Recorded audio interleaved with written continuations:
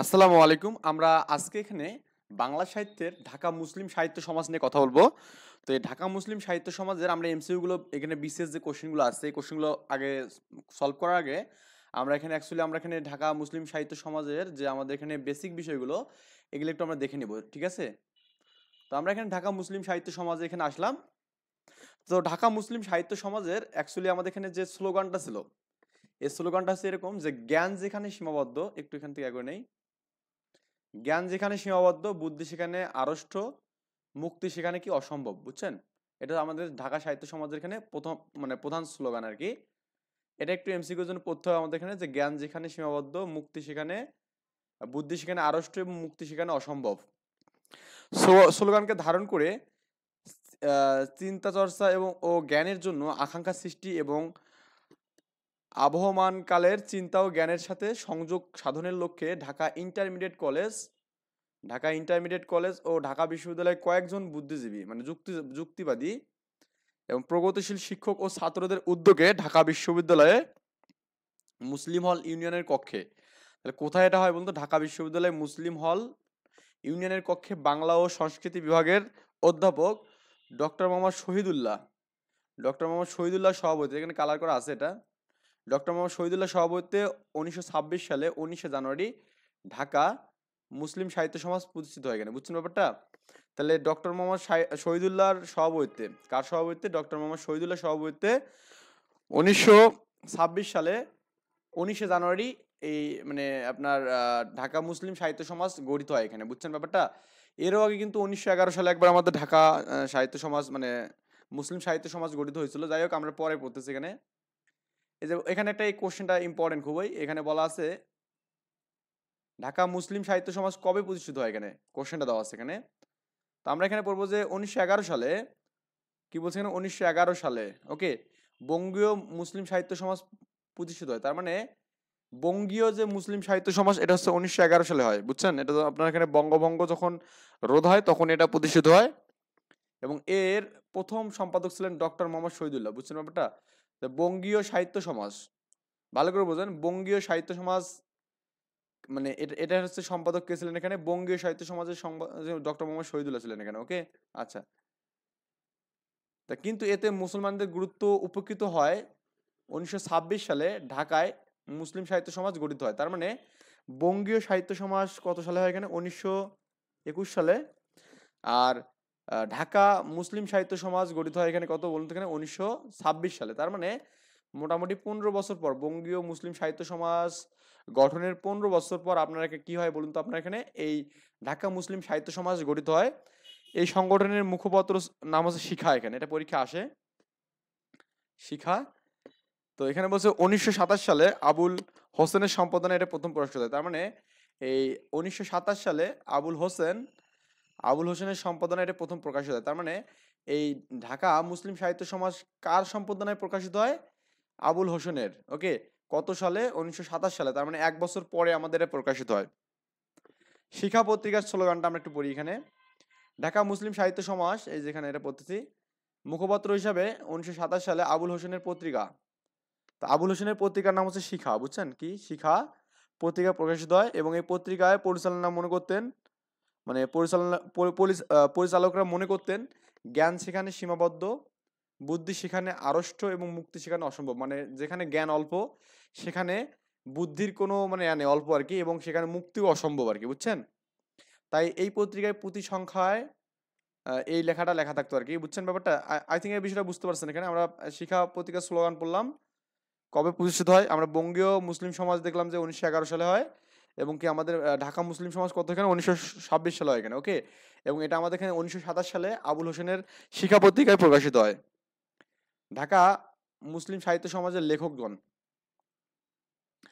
প্রধান যে লেখক ছিল এখানে মানে কাজী আব্দুল ওয়াদুদ এবং হচ্ছে আবু হোসেন, কাজী মোতাহার হোসেন প্রমুখ।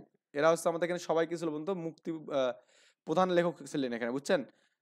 এরা সবাই মুক্ত বুদ্ধির লেখক হিসেবে পরিচিত। ঢাকা মুসলিম সাহিত্য সমাজের মাধ্যমে বুদ্ধির আন্দোলন সূত্রপাত হয়। যাই হোক, এই কোশ্চেনটা বিশেষ লিখিততে আসছিল আমাদের, মেবি 26 বা 27 লিখিততে আসছিল যে বুদ্ধির মুক্তি আন্দোলনটা আমাদের কি ছিল এখানে, বুদ্ধির মুক্তি আন্দোলনটা লিখতে বলছে, ওকে। এটা 36তম বিসিএস আসছিল, সরি। 1926 সালে ঢাকায় ঢাকা মুসলিম সাহিত্য সমাজ প্রতিষ্ঠার মাধ্যমে এই আন্দোলনের সূত্রপাত। ব্রিটিশ শাসনামলে মুসলমানরা চিন্তা চেতনা, জ্ঞানে গরিমানায়, সামাজিক, রাজনৈতিক, অর্থনৈতিক ও সাংস্কৃতিক ক্ষেত্রে হিন্দুদের থেকে পিছিয়ে ছিল।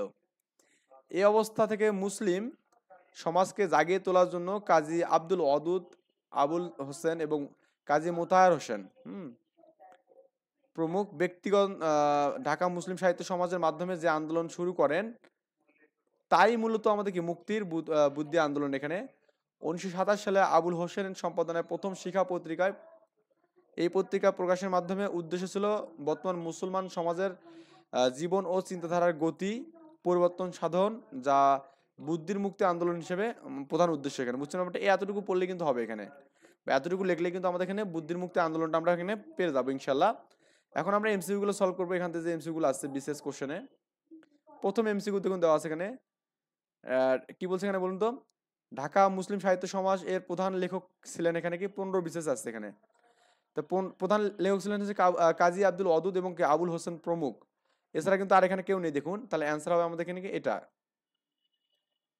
একটু আমি গ্রিন কালার দিয়ে দিই, গ্রিন তো নেই এখানে, এটা দিই। হ্যাঁ, তাহলে অ্যান্সার আমাদের কি পেলাম আমরা এখানে? কাজী আব্দুল ওয়াদুদ। ওকে, এ বলছে ঢাকার মুসলিম সাহিত্য সমাজের প্রতিষ্ঠাতা কোন খ্রিস্টাব্দে? এখানে এটা হচ্ছে আমাদের 1926 সালে। কত সালে? 1926 সালে। এটা 24তম বিসিএস আসছে এখানে। ওকে, এটা বাতিল হয়েছে অ্যাকচুয়ালি। তাহলে আমরা এখানে ওই যা পড়লাম সেখান থেকে এটাও পারলাম। ঢাকা মুসলিম সাহিত্য সমাজ এর মুখপত্র ছিল এখানে কি বলতে? আমাদের মুখপত্র ছিল শিক্ষা পত্রিকা। কি পত্রিকা? শিক্ষা পত্রিকা। এটা হচ্ছে প্রধানমন্ত্রীর কার্যালয়, এখানে কোশ্চেনটা আসছিল। তো এইখানে ঢাকা মুসলিম সাহিত্য সমাজ কবে প্রতিষ্ঠিত হয় বলুন তো? এখানে কবে প্রতিষ্ঠিত হয়? আমাদের এখানে 19শে জানুয়ারি 1926, তার মানে বি নাম্বার অপশন। আচ্ছা, নিচের কোন ব্যক্তি বুদ্ধির মুক্তি আন্দোলনের সাথে যুক্ত ছিলেন না? দেখুন, কোন ব্যক্তি বুদ্ধির মুক্তি আন্দোলনের সাথে যুক্ত ছিলেন না, একটু ভালো করে সবগুলো নাম পড়েন তো। এখানে ভালো করে পড়লে আপনারা কিন্তু এখানে এই মানটা পাবেন আর কি। এখানে দেখুন যে আপনার প্রথম আছে কাজী আব্দুল ওয়াদুদ। ওকে, ইনি তো ছিলেন এখানে। তারপর এখানে আব্দুল কাদির, এখানে আব্দুল কাদির কে ছিলেন? তো আব্দুল কাদিরও কিন্তু আপনার এখানে কি বলুন তো আমাদের এখানে, হ্যাঁ আব্দুল কাদির ছিল। কিন্তু আবুল ফজল, হ্যাঁ, এটা ইনি কি ছিলেন না? ইনি কিন্তু ছিলেন না এখানে।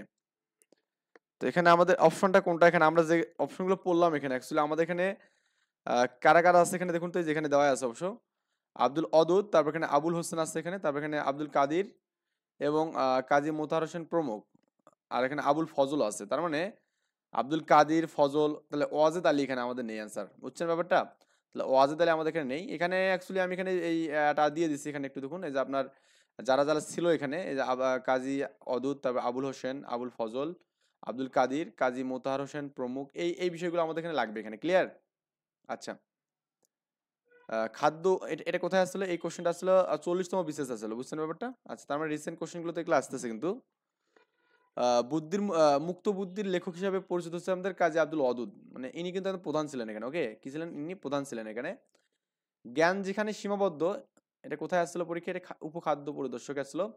জ্ঞান সেখানে যেখানে সীমাবদ্ধ, বুদ্ধি সেখানে আড়ষ্ট, মুক্তি যেন অসম্ভব, এই উক্তিটি কোন পত্রিকা? শিক্ষা পত্রিকা। এটা আমি জানি এখানে শিক্ষা, এটা অ্যান্সার গুলো দিয়ে রাখছে অবশ্য। এই একই কোশ্চেন আবার আসছে এখানে, জ্ঞান যেখানে সীমাবদ্ধ, মুক্তি সেখানে আড়ষ্ট, মুক্তি বুদ্ধি সেখানে আড়ষ্ট, মুক্তি সেখানে অসম্ভব, এটা হচ্ছে কোন আন্দোলনের স্লোগান? এটা হচ্ছে 17তম নিবন্ধনে আসছিল। এটা আপনার এখানে কি বুদ্ধির মুক্তি আন্দোলনের এখানে। ওকে, কোন পত্রিকায় বুদ্ধির মুক্তি আন্দোলন সম্পর্কিত করা হয়েছে? শিক্ষা পত্রিকায়। কোথায়? এখানে শিক্ষা পত্রিকা। এটা হচ্ছে আমাদের বাংলাদেশ ব্যাংকের এডিতে আছে। এই আমাদের কোশ্চেন আরো আছে এখানে, বঙ্গীয় মুসলিম সাহিত্য সমাজ। বঙ্গীয় মুসলিম সাহিত্য সমাজ হচ্ছে 11 সালে হয় এখানে। কত সালে? 11 সালে হয়। বুঝছেন ব্যাপারটা?